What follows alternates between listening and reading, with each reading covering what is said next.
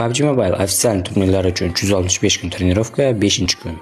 Bugun sizlar bilan birgalikda qolgan mashinalarni ham toqqa chiqarib ko'ramiz. Bizning birinchi mashinamiz Dacia. Ko'pchilik Dacia'ni xohlagan joyda yurib ketaveradigan mashina deydi. Hozir buni ko'ramiz.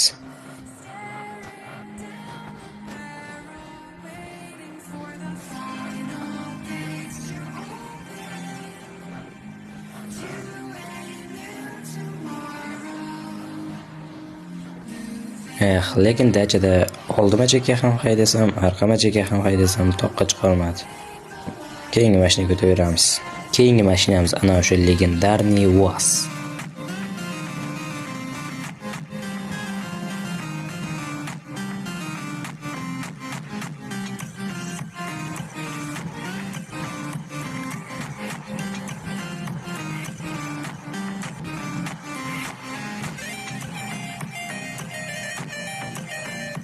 UAZni chiqolmaydi bo'lgandim, lekin u UAZ ozgina qiynalish bilan chiqib ketdi.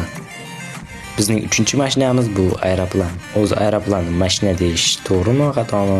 Kommentariyada yozib ketishlaring mumkin.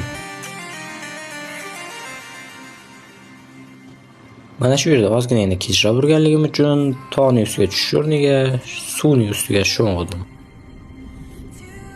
Bu challenge'imiz hali 360 kun davomida davom etadi. Shuning uchun video